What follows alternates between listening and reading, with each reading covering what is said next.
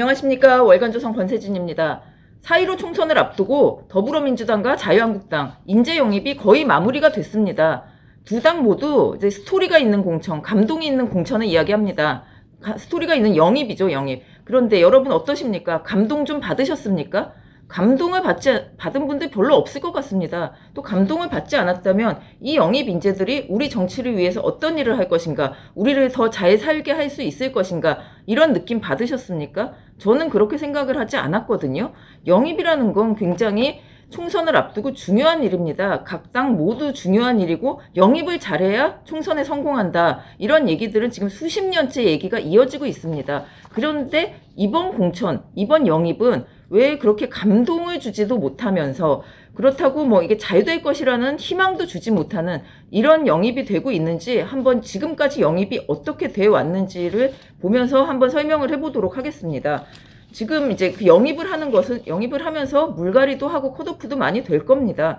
근데 왜 영입을 이렇게 자꾸 하느냐는 것을 근본적인 질문을 하자면 물갈이도 해야 되고 그리고 좀 새로운 인물을 해서 사람들이 뭐 정치에 대한 혐오, 염증 이런 게 많다 보니까 새로운 인물을 영입하면 우리 당에 좀 도움이 되지 않을까, 신선함이 있지 않을까 이런 이유로 영입을 하겠죠. 사실 이런 거를 얘기 드리려면 굉장히 이제 모범적이라기보다 잘했던 공천, 성공했던 영입 이런 사례가 있습니다.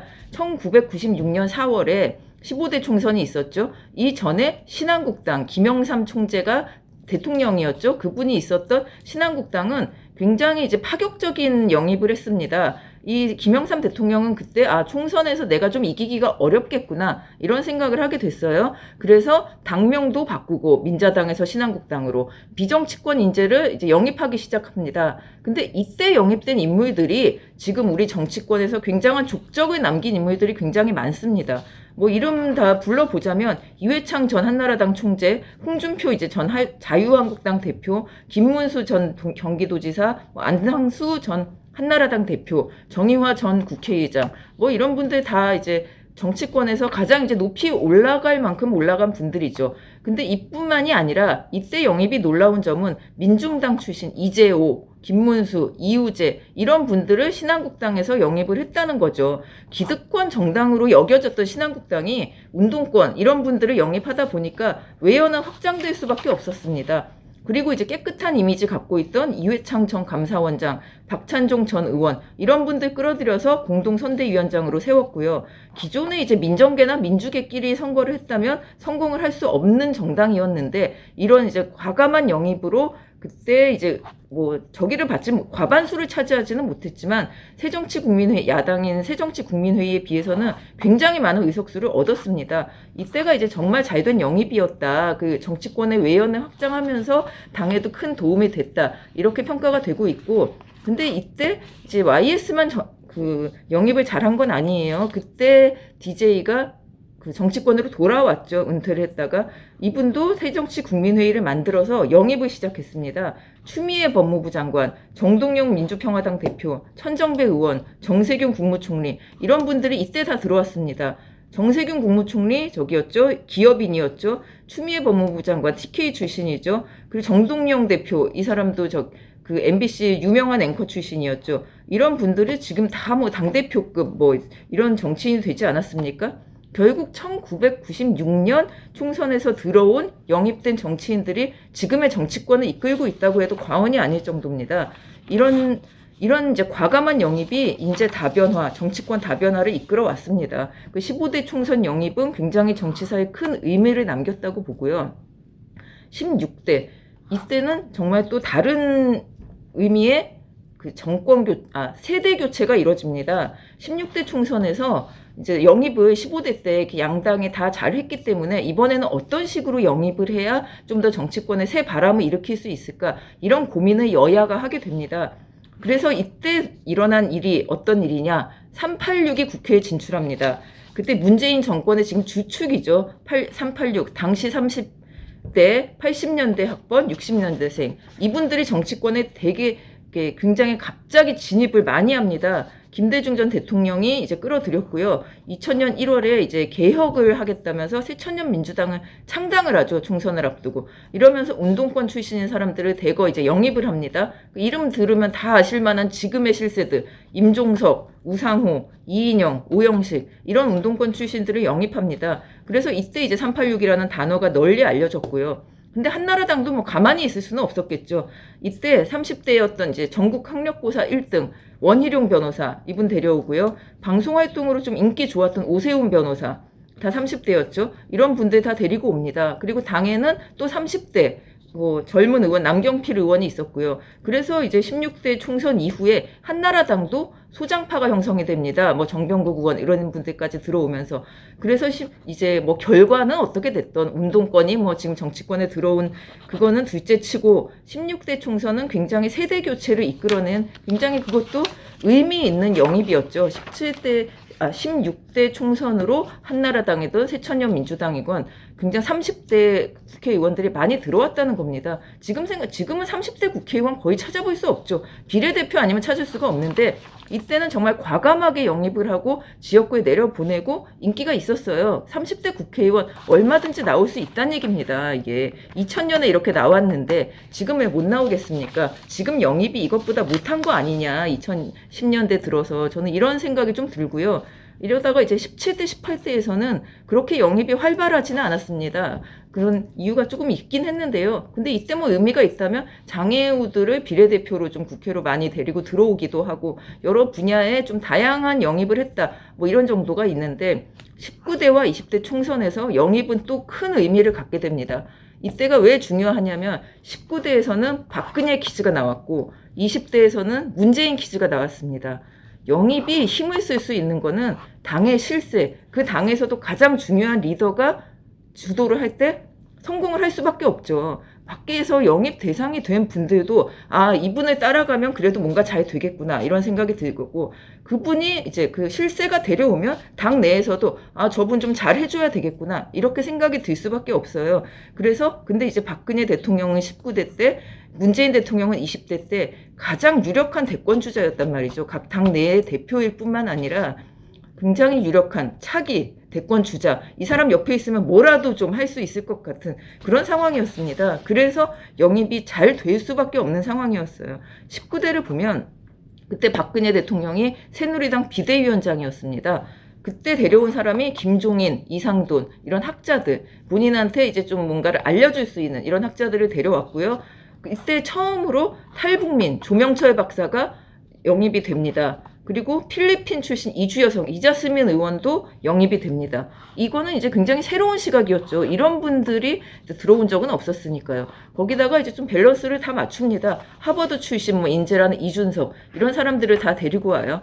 심지어 더불어민주당의 싱크탱크인 민주연구원이 작년 말에 보고서를 하나 썼습니다. 총선 승리 정당에는 3대 원칙이 있다는 건데 여기서조차 이런 얘기가 나옵니다. 새누리당이 2012년 김종인, 이준석, 손수조, 이자스민 등 과감한 인재 영입을 해서 과반수를 얻는 데 성공했다. 이런 식으로 이제 서술을 하고 있습니다. 뭐 더불어민주당도 인정할 정도로 이제 괜찮은 그 영입이었다는 거죠. 이때 뭐 손수조 그리고 이준석 이런 사람들 박근혜 퀴즈라고 불리지 않았습니까? 박근혜 대통령이 가장 유력한 대선 주자였을 때 다 데리고 왔던 사람들이고 그리고 이제 20대 총선에서는 더불어민주당 대표였던 문재인 대통령이 영입을 주도하게 됐죠. 이때는 약간 좀 그전까지 이 19대 때 아까 말씀드린 것처럼 좀 다양한 약간 소외계층 이런 분들을 데리고 왔다면 문재인 대통령은 스토리 공천을 하겠다. 국민에게 감동을 주는 공천을 하겠다라고 나섭니다. 그때 이제 들어온 사람 이름을 보면 원래는 좀 위험했죠. 안철수 국민의당이 그 더불어민주당 그 새정치국민회의를 빠져나가면서 호남을 잃을 위기에 있었기 때문에 영입을 제대로 하지 않으면 더불어민주당은 제대로 선거를 치를 수 없을 정도로 위기감이 팽배했던 때입니다. 이때 데려온 사람들이 김종인의 주도하에 데려온 인물들이 뭐 인지도 높았던 인물들 있죠. 표창원 의원, 이철희 의원, 그리고 뭐 게임업계 CEO 출신 김병관, 뭐 젊은 사람들이 좋아했겠죠. 고졸 출신 여성 삼성 의원 양향자, 그리고 세월호 변호사 박주민, 그리고 뭐 박정의원, 박정의원 이런 사람들을 다 영입했습니다. 결과는 국민의당 빠져나갔기 때문에 굉장히 위험할 것이라고 했는데 일당이 됐습니다. 123석 얻었어요. 새누리당보다 많이 얻은 겁니다. 영입을 잘하면 할 수 있다. 이런 얘기입니다. 그리고 근데 이런 맥락에서 박근혜 퀴즈와 문재인 퀴즈가 나올 동안 이렇게 안 된 적도 있습니다. 20대 총선에서 새누리당이 왜 이렇게 원래 180석 얘기 나올 정도로 인기는 괜찮았습니다.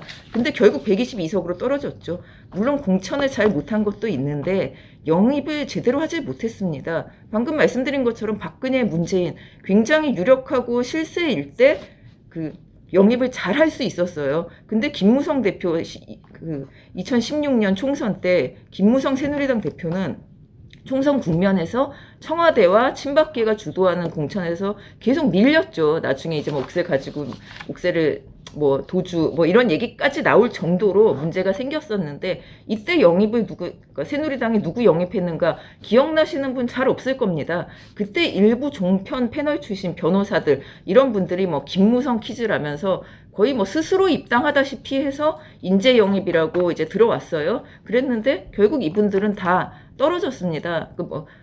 당내 경선에서도 떨어지고, 본선에서도 낙선했고, 결국 이제 그때 한 10명 가까이가 들어왔는데, 성공한 사람은 비례대표 나왔던 전희경 의원 한 명밖에 없는 거죠. 근데 왜 이 문제는 뭐냐 하면은, 그렇게 해서 이 새누리당이 제대로 못 얻었잖아요. 정치를 하고자 하는 사람들은 대부분 이 영입을 되고 싶어 합니다. 영입이 얼마나 좋은 건지를 알고 있기 때문에. 거의 비슷한 스펙의 사람인데 나는 정치가 하고 싶어서 정치를 하겠다고 공천 신청하고 예비후보 등록하고 이런 사람하고 영입이 돼서 스포트라이트를 받는 사람하고 사실 스펙이나 스토리에 그렇게 큰 차이가 없습니다. 그러니까 당을 지켜왔고 내가 정치를 하겠다, 정말 나라를 위해서 뭘 하고 싶다, 이런 사람들 입장에서는 억울할 수가 있는 거예요. 그래서 그런 것 때문에 이제 영입이 얼마나 그렇게 중요한 것인가 이런 얘기도 나옵니다. 지금 문제점이 이제 계속 드러나고 있지 않습니까? 감동을 주는 공천을 한다고 했는데 감동만 줬지, 감동을 줘서 그게 어떻게 표로 이어진다거나 아니면 국민들 입장에서도 감동은 했어요. 근데 그게 우리 정치와 무슨 관계가 있어? 이런 말이 나올 수밖에 없다는 거죠. 이게 20대 때는 정말 문재인 대통령이 감동 주는 공천 하겠다고 해서 했고 효과 있고 좀 놀라웠습니다. 근데 더불어민주당은 지금 그걸 비슷하게 계속하고 있다는 거죠. 왜 그걸 계속 예를 들자면 이런 문제가 생기지 않았습니까? 원종건 씨 이제 눈먼 어머니를 모시고 사는 효자, 예, 좋아요. 그리고 그런데도 열심히 살고 있어요. 근데 그게 우리 정치와 무슨 관계가 있다는 건가? 결국 이분이 어떻게 살았는지가 이제 대충 드러나면서 민주당이 영입을 비교적 잘 했다고는 하지만 이런 상처를 결국은 입게 됐습니다. 이런 그러니까 영입이 꼭 필요한 것인가? 영입을 그렇게 하고 싶으면은 차라리 그럼 그렇게 할 게 아니라 당에 정말 도움이 되거나 정말 이제 여당에 맞서 싸울 사람이라던가 이런 식으로 해야 되는 게 아니냐, 이런 의견이 지금 당에서도 계속 나오고 있어요. 영입이라는 게 결국 보여주기만 우리 당에 이런 사람도 있어, 감동적이지 않아? 이런 요구로 이제 감동을 쥐어짜려고 하는 게 아닌가, 이런 생각이 요즘 들고 있다는 겁니다. 보는 사람들은.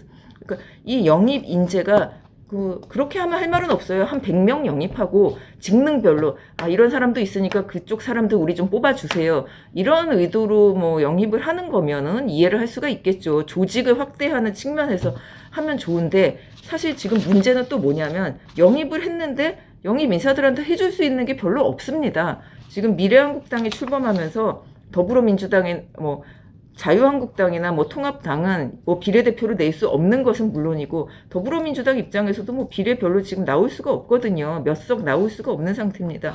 그러니까 해줄 수 있는 것도 없으면서 영입 인재들은 이제 계속 데려오기는 하고, 그리고 보여주기식 영입을 하다 보니까 그분들이 지역구 나가려고 잘 안 하죠. 그럴 만한 전투력이 사실 가지고 있는 게 아니다 보니까 비례대표 주면 좋고 아니면은 지역구는 조금 힘든데 약간 이런 반응들이 되게 많다고 해요. 만약에 그랬다고 봅시다. 그러면 이분들한테 당직을 줄 수 있겠습니까? 당장 공천 시점이나 선거 대책 기획 이런 면에서는 역할을 할 수 있겠지만 평상시에는 당에서 할 수 있는 일이 사실 별로 없거든요. 그래서 지금 아니 영입을 하려면 뭐 스토리 영입, 감독 영입 이거는 이미 이제 2016년 문재인 대통령 때 다 지나간 겁니다. 좀 더 이제 새로운 영입을 해야 사람들이 아 정말 뭔가 좀 변화를 하려고 하네. 아 이 좀 지저분한 정치권에서 뭔가 좀 새로운 게 있네. 이런 좀 참신한 영입 그런 아니면은 정말 그 지지자들의 마음을 하나로 모을 수 있는 영입 이런 게 있으면은 얼마나 또 이제 지지도에도 도움이 되고 참 뭐 정치에 대한 뭐 혐오감 이런 것도 많이 줄어들지 않겠습니까? 저는 이렇게 생각하고 있는데 뭐 보시는 뭐 여러분들이 뭐 확실하게 잘 판단해 주시리라 믿고 지금까지 영입에 대해서 뭐 그렇게 뭐 나쁘다는 평가는 나오지 않아요. 뭐 골고루 하려고 노력했고 국민의 마음을 좀 감싸 안으려고 노력은 했다. 근데 왜 저 사람들이 그 당에 들어가서 뭘 해야 되는가? 내가 왜 저 당을 찍어야 되는가? 이런 거는 별로 이제 그런 생각이 들지, 국민 입장에서. 뭐, 영입도 결국 정치인들은 정치를 하려면 국민 입장에서 해야 되는 거 아니겠습니까? 이 영입에 감동만 있지, 도대체 정치에 대해서 어떻게 평가해야 될지는 우리가 어떻게 표를 찍어야 될지는 알 수가 없다. 좀 더 이분들을 어떻게 공천을 하고 어떻게 배치하고 이분들이 어떤 일을 할 것인지를 좀 더 알려주고 이런 과정이 더 필요한 게 아닌가 이렇게 생각합니다. 오늘 여기까지 하겠습니다. 감사합니다.